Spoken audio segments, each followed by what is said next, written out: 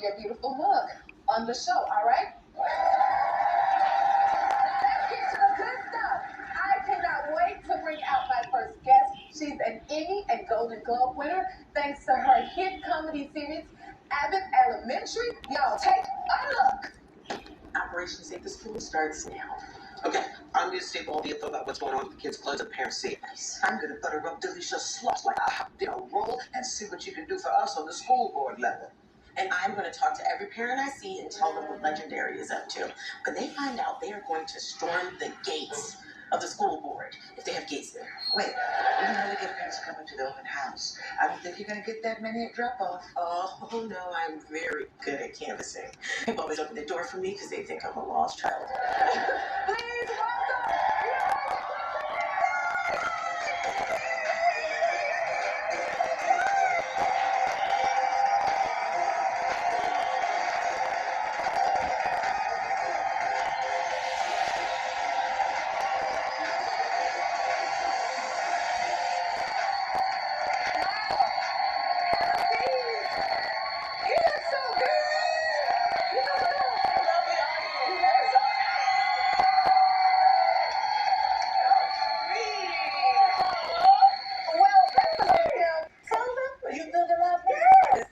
A huge congratulations on all the amazing success that you are receiving. We are celebrating with you.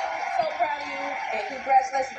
Now you've already had such an amazing year, and it's only March. You've been out there just winning. You won 2 Golden Globes. What was that like for you? That was. Thank you guys. You know that Lauryn Hill clip where she's like, y'all getting paid clip? That's how I feel. That's so sweet. It was incredible. Every time we have these experiences, I'm most moved by my castmates getting recognition because a lot of them have been working for so long in this industry. And Tyler and I were watching. You actually gave the award to the actor who was in the Goonies and now is Everything Everywhere All at Once. And he gave this speech talking about how he's been in this industry for so long, and when you're a top actor and you keep going, it feels like it's easy to be forgotten about. And he was amazed, and he felt this love and not being forgotten about, and being given a role where someone saw him and wanted to bring him back to the light. And because Tyler and I have talked a lot about that in his career, having been a child star. And so when it came time for his category, and nobody in my cast ever shows up expecting to win. We're new here. We're up against these big, massive shows that are on like HBO on the streamers where they can curse and have sex, and we just have to do our little, rated PG jokes. But Tyler won, and we both looked at each other, just we could not believe that he actually won, and he's just so deserving, and it was just a testament to how comedy is in your bones, it's in your body, and he's been doing it since a kid, effortlessly. And it's paid off. And it's paid off. Yep. So that was wonderful. That is very true. Yeah. And listen. Okay, so your family kept texting you during your speech. They sure did. See, that's my fault. I shouldn't have brought my phone up there. That was on me. I didn't write a speech down because, like I said, I didn't think I would win, so I didn't write anything. You shouldn't do that. So you should have something written. So I just wrote thank yous in my phone, literally right before the category. I was like, well, Tyler just won. What if I win? I should just write some names down. And then got up there, and I had to open my phone. But my mom, dad, cousins, I have 11 cousins. I have so much family. They're just texting me nonstop, so I couldn't even read what was on my phone. You're like, I'm on stage. I'm on stage, so then I just started making up stuff, making up names and everything. But you should take your phone on stage when you're accepting an award. I don't think you could ever really be ready for those moments, even when you do plan the speech, because it's so, I think, emotional, overwhelming in a way. Yes, absolutely. You get up there and everything just flies out of your brain. You can't believe that you're up there. Yeah. And then the family texting you on top of it. Just, oh, Lord. Like I said, you're having a massive year in this March. You were even at the Super Bowl. Was that fun? I went to the Super Bowl. Oh, my goodness. I was there, too. I wish I would have saw you there. Where were you there? As you can see, I'm an Eagles fan, so I had a good time, but not a great time at Super Bowl.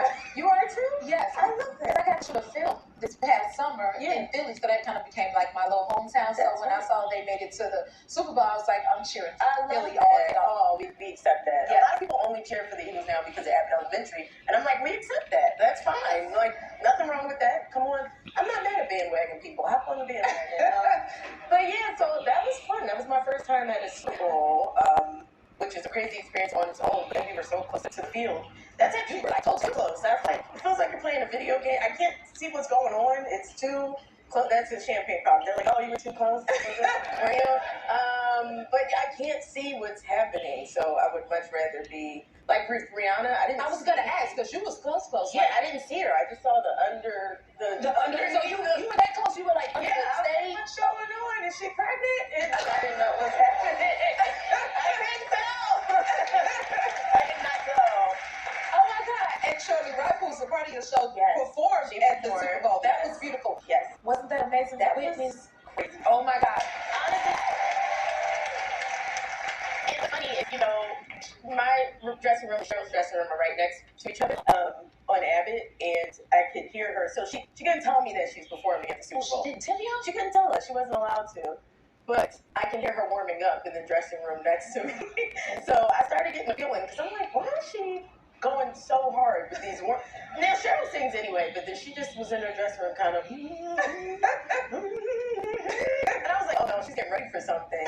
So then I kind of started putting, two and two together to get four that she was going to be performing. Because when she said she was going to the Super Bowl, I was like, she's not going unless she's performing. So you put it together. Yeah. So she ain't fooled you too much. Okay, I'll figure it out. And then you're at Fashion Week in New York. You are on a roll. Was that your first time?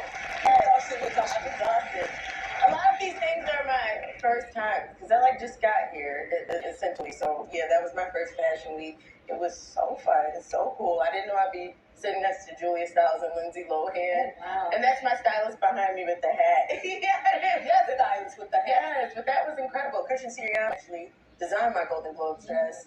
So it was very sweet that one of my first big wins, the designer had to go, and that was one of my first big fashion shows. And it's really cool to show up there. As you know, I'm 4'11", so it's not many, I feel good getting to kind of go and represent the short girls and the fat girls. Yes, I think and you represent because you're a good girl. You're amazing. Thank you. Will you stick around and rest a little bit because I know you've been on the roll. I'm so tired. I'm so perpetually tired. I'm tired right now.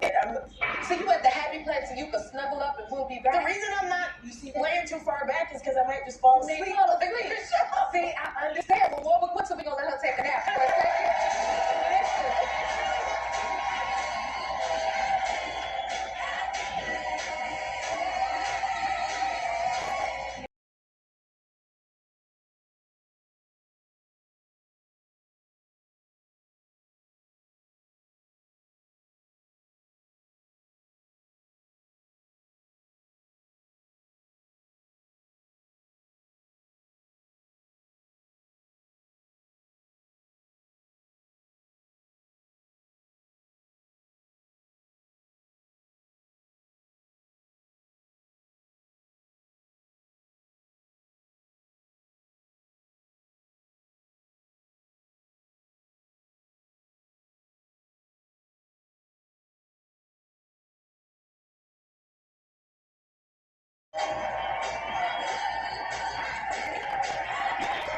Quinta Brunson. So you're like me. You're the baby of the family, huh? Maybe, yeah, I'm the fifth. My name means five. My name just means five. Yeah. I know not much more to it. I like it. It's nice. What country? I was nuts. I was like, I flipped around the house a lot. I did cartwheels all around the house. I was a good kid, but I was active. I was rambunctious, and to deal with me, but had to put me in dance class, and he had to kind of put me in extracurriculars. I was very inquisitive. All my siblings were significantly older than me, so I wanted to be with them. I wanted to connect with them. I think that's when I talked about this before. That's when I first kind of fell in love with comedy because I felt like making them laugh was the best thing I could do to be close to my closest brother, who's 8 years away from me. Like making him, I watch him watch Ace Ventura, and I was like, I can do the talk about thing too if that's what it takes to make you happy. So, and he really didn't like me. He was the baby for a long time, and then I came around. He was not happy. So I felt like if I could mimic Martin in color, that he would like a little bit. It worked. We're very close now. Yeah. Do you ever take your family on red carpets with you? I haven't yet. Like I said, I just got here, but I could see myself maybe taking my sisters and my mom or something. That'd be fun, yeah. Be really cool. Yeah. Now, you like me too. You got cats? Do you I have a cat. You have a cat? See, I One got cat. two. Yes. What's your cat's name? His name's Jack. Jack? Yeah. What's Jack? What kind of cat is Jack? He's an orange tabby. Oh, There he is. you're a cat mom. I'm a cat mom. I like him a lot. He's fantastic. Low maintenance. Really strong guy. I don't know what to say. How long has he had? He survived a lot. He lived off a 2-story building once. Yeah. He wasn't in any trouble. He just he saw a bird. He jumped off my balcony. Okay, It was fun. that is my favorite thing about cats. To me, you cannot limit them and they cannot fall. Yeah. Yes, Yeah. I love They're fantastic. I love them. And you don't have to. Dogs are a lot of work. I love dogs, but I can't do a dog right now. You know, I like to go out and be out and you have to take them for walks. And that's what we love them though. Yeah, me too. Love dogs. Let's talk about Abbott Elementary's for the 3rd season. Congratulations. Thank you so much. What should we say about it? I don't know. I mean, you're the writer, producer, star in the show. You must be exhausted. I am not. I'm so excited to have another season. We filmed right down the street from here on the Warner Brothers lot. So it's kind of crazy just pulling in today. I was like, ooh, what? I'm not. Why am I at work? I'm not. I'm just here to see you. But I love my show. I can't wait to get back to it, although I'm enjoying this break. We wrapped 2 weeks ago, which was exciting because I'm just pumped about our finale this season. We'll start writing officially our 3rd season the last week in April, and we'll be coming back in the fall to ABC. And then Okay, and then you work with a lot of kids on the show. yes. Does it make you want to have kids? Does it make me? I got you there.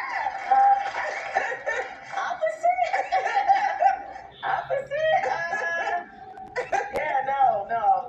Everybody should be happy. My will to have children is strong. This does not help. Like, it's just that I have such a struggle. No, our kids are absolutely lovely. I just enjoy them so much. Wait to come on a set. These kids are so fresh. They're going to say whatever comes to their brains. They're fun. They're just natural little proponents of creativity. So I enjoy working with them so much. But it's a great thing that we have studio teachers and ADs to help us get them all together, wrangle them up.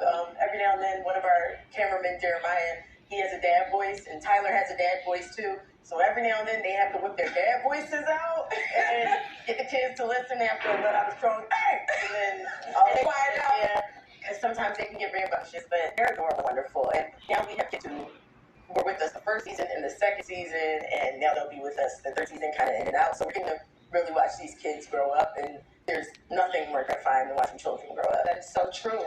Yes. Okay. And then you named the show after your 6th grade teacher. I did. Yes. Miss Abbott. Yeah, the show was inspired by my mother, but when it came time to name the show, I just tried to honor some of the teachers in my life, and so you put names through the legal system to see if they clear, and Miss Abbott's name cleared. And I was very happy about that because she was one of the most influential teachers I had in my life, and it just was incredible to be able to honor her that way. So what a way to honor her. Yeah, I know. And now she's what a way. Yeah, she's wonderful. What does she think? Like, I think Miss Abbott is first. She was over the moon. She called me when she found out and was very emotional about it, and we hadn't talked, but I was surprised with another show with her, and then we kept in touch. And now, I think one of the most positive things to come from it is she's doing speaking engagement. She's helping other educators. She's kind of spreading what made her such a good teacher to other teachers. And I think that's really important to have educators that have the same spirit that she has. Yeah. Wow. Well, congratulations on everything. You're amazing. We'll be right back. More Quinta.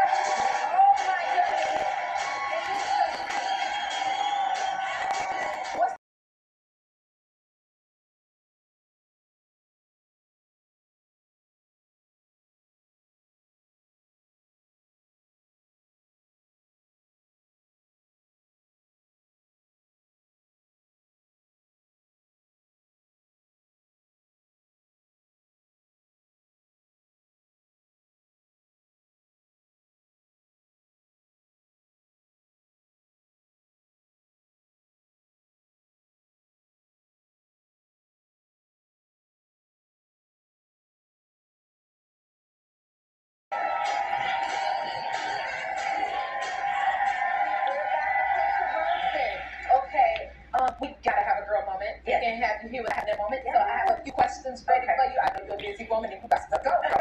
If you had to be stuck on a deserted island with one of your members of your cast, who would it be?